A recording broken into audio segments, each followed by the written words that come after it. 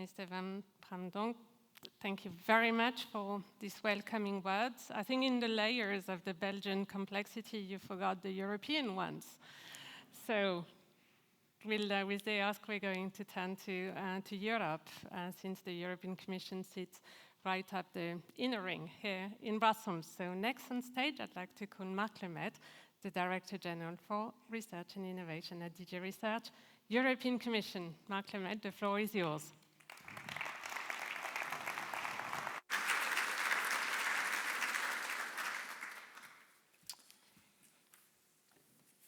Thank you very much, Marilyn. Dear Minister Dijkgraaf, dear Professor Leptin, distinguished guests, dear friends of the European Open Science Cloud. After the warm, welcoming words from Minister Matz, as expressed by her head of cabinet, it is really a great pleasure to also welcome you on behalf of the European Commission to this year's EOSC Symposium, a key gathering to shape Europe's collective ambition for open, trusted, and data-driven research. Digitalization is transforming research before our eyes, perhaps even faster than our eyes can see. It is changing how data are collected, analyzed, and shared, and with that, how knowledge is created, validated, and translated into societal and economic value. As this transformation advances, our understanding of research capacity is also changing. Beyond laboratories, observatories, and accelerators, research now increasingly depends on digital infrastructures, networks of data services, computing capacity, and skilled experts. This shift is not only accelerating the pace of discovery, it is redefining the structure of research itself, and with it, the conditions for Europe's competitiveness and sovereignty. Few issues are therefore as crucial for the future of our research and innovation ecosystem as ensuring that we govern, manage, and share research data effectively and responsibly. Today, I would like to zoom in on three topics. First, the role of EOSC for Europe's competitiveness. Second, the way in which EOSC is embedded in the Commission's proposal for the next framework program, as well as the role EOSC can play in advancing European strategies for research and technology infrastructures and also for AI in science. And third, sovereignty in data, critical for research.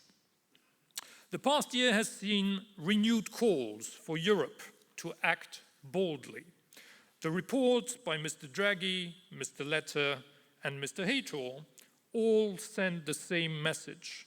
Europe must integrate its capacities, connect its talents, and ensure that knowledge and innovation circulate freely across borders and disciplines. Otherwise, we will fall behind. But if we do things right, we can look to the future with confidence, because we have a strong foundation to build upon. We have world-class research infrastructures and universities, vibrant research communities, and a large pool of skilled researchers and innovators. Yet, too often, these capacities operate in silos or remain scattered. We must connect them better, remove barriers, and valorize knowledge to unlock the full potential of Europe's collective intelligence. EOSC perfectly embodies this vision. It links communities, data, and infrastructures. It allows researchers to find and reuse data and tools seamlessly across countries and disciplines. As Mr. Heitor rightly noted, the European Open Science Cloud clearly has the potential to become the most widely used infrastructure in Europe, if developed properly. And let me add, together we are on our way to developing it properly. The remarkable progress that you will be showcasing in this symposium in building the EOSC Federation demonstrates that Europe is leading the way towards a new model for open, trusted science. It is inspiring to see that the first 13 EOSC nodes under construction, together with the Commission-procured EU node, already gather a rich diversity of institutions, disciplines, and national data services. Congratulations on this important milestone. As the EOSC Federation expands and welcomes new communities, there will be challenges along the way, but above all, extraordinary opportunities. What matters most is to keep the momentum, the ambition, and the shared purpose that have brought us this far. You can count on the continued, unwavering commitment of the Commission along this journey. Let me now turn to how EOSC fits into the broader policy and strategic picture, the strengthening of the European research area, the European Strategy for Research and Technology Infrastructures, the AI in Science strategy, and the Commission's proposal for the next Horizon Europe. President von der Leyen has set a clear direction. Research and innovation are and must be at the heart of Europe's economy and future growth. Our proposal for Horizon Europe for 2028 to 2024 follows that vision, a strong strategic program to propel the Union's priorities for the coming decade and to reinforce Europe's competitiveness. For the first time, we propose that Horizon Europe includes a dedicated pillar on the European research area, with research and technology infrastructures at its core.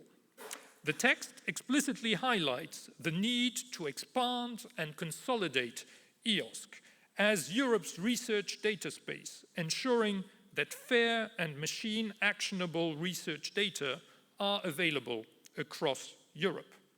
Through the proposed doubling of its budget, Horizon Europe will help bring Europe's ecosystem of world-class facilities and services for research and innovation to the next level.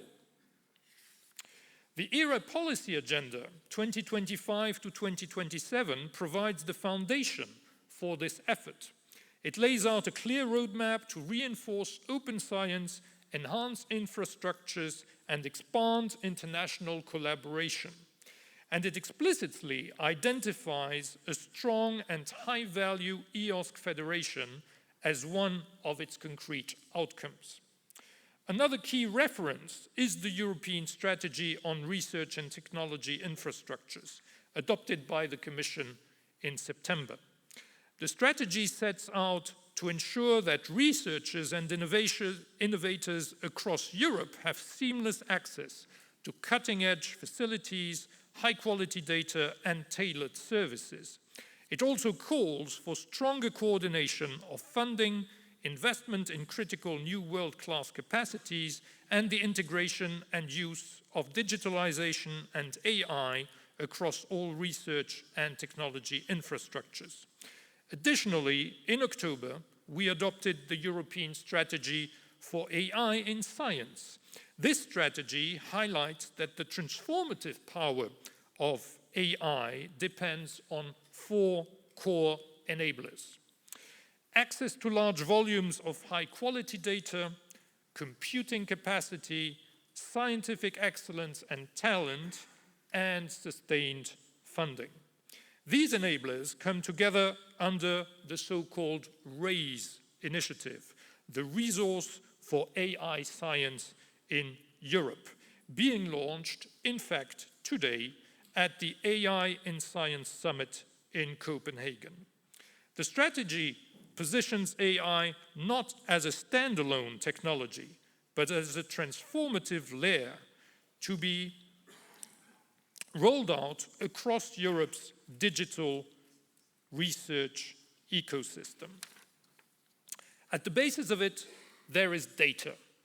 Trustworthy AI requires trustworthy data. This is where the role of EOSC and the other common European data spaces lie. They provide the large volumes of high-quality fair data required for AI at scale, managed in ways that are ethical, secure, and transparent. So together, the two strategies for research and technology infrastructures and for AI in science provide a coherent framework for the fast and successful digitalization of research and innovation.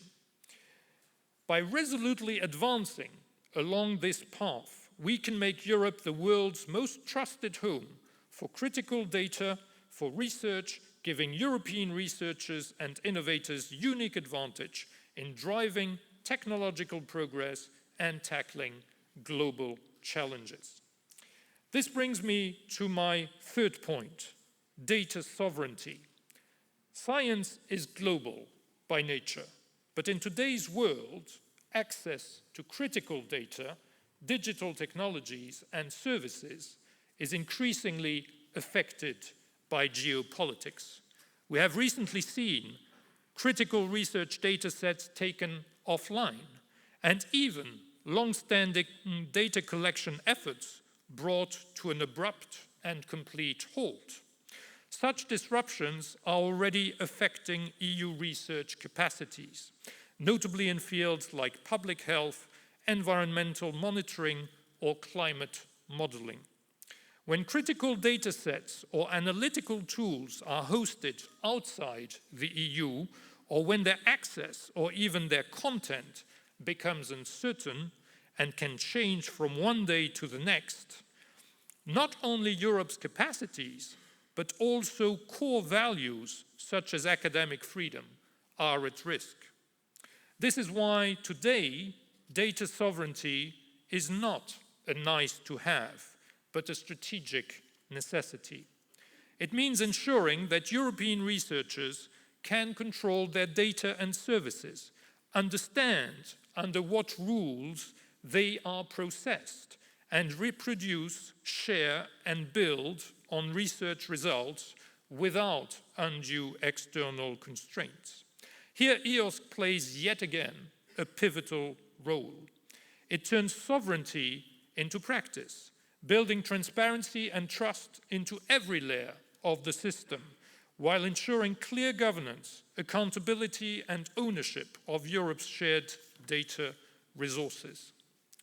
But sovereignty should not mean isolation. Many of today's greatest challenges, from climate change to pandemics or biodiversity loss, require cross-border collaboration and shared access to global data sets. Europe must remain open and outward-looking, committed to global scientific cooperation founded on trust, transparency, and shared values. To achieve this, we need strong, resilient, and autonomous research infrastructures. That is why EOSC is not just a technical enabler, it is a strategic asset for making Europe the global hub for trusted collaboration and scholarly freedom, attractive to talent from around the world, and ultimately more competitive. So let's seize this moment.